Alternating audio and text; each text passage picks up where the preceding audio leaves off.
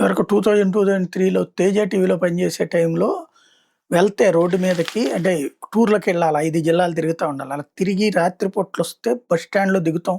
లేదా కిష్టలంకలో దిగుతాం. దిగిన తర్వాతన మా ఇల్లు అప్పుడు గట్టెనకాల ఉండేది. తర్వాత మొగలరాజపురానికి మారాను. ఈ బస్ స్టాండ్‌కి దగ్గరలో ఉంటదిలే లేకపోతే ఆ రోడ్డు మీద కృష్ణలంకలో దిగుతాం కాబట్టి ఇటు పక్కకెళ్తాం అని.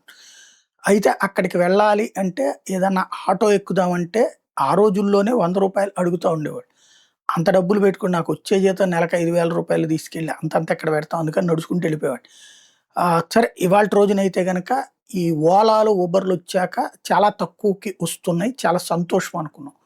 ఇంకొకటి వాళ్ళకి కొన్ని రూల్స్ పెట్టారు. ఏదైతే మనం బుక్ చేసుకున్నాక ఆళ్ళు క్యాన్సిల్ చేయకూడదు. వాళ్ళుగా క్యాన్సిల్ చేస్తే వాళ్ళకి రైడ్స్ తగ్గిస్తారు. వాళ్ళకి పనిష్మెంట్ ఇస్తారు. ఇప్పుడు వీళ్ళందరూ టాక్సీ వాళ్ళందరూ ఒక్కటైపోయి ఆ యాజమాన్యాన్ని కంట్రోల్ చేసేసారు. ఇప్పుడు ఓలాలోను, ఉబర్‌లోను క్యాన్సిల్ చేసేస్తున్నారు. వాళ్ళు ఫస్ట్ చూస్తారు.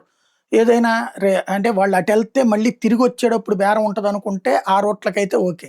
లేదు మనల్ని డ్రాప్ చేయడం మాత్రమే అవుతదనుకుంటే కొంతమందేమో అడుగుతారు. ఏవండీ అక్కడ డ్రాప్ అవ్వడానికి ఇందులో చూపించిన రేట్ మాకు వర్కౌట్ కాదు. ఇంకో రూ. 100 ఇస్తారా? 200 ఇస్తారా?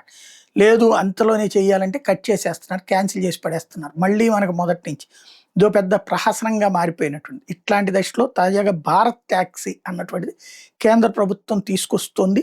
ఇప్పటికి 3 రాష్ట్రాల్లో ప్రస్తుతం టెస్ట్ చేస్తున్నారు. బట్ ఓవరాల్‌గా ఒకప్పుడు ఆటోలో వెళ్ళడం గూడా కష్టం అనుకున్న దశ నుండి క్యాబుల్లో సరదాగా తిరిగేస్తున్నటువంటి రోజుల్లో క్యాబ్ డ్రైవర్లు రివర్స్ అవుతున్నటువంటి వేళ మరి ఇది పనికొస్తుందా? లేకపోతే ఇంకొంత వాళ్ళకి స్వేచ్ఛను పెంచి సదరు సంస్థలు ఇప్పటికే ర్యాపిడోలు, ఉబర్‌లు, ఓలాల్లో ఎదురు తిరుగుతున్నట్టుగా ఇంకాస్త ఎదురు తిరిగి ప్రయాణికులు ఇబ్బంది పడతారా చూడాల్సుంది.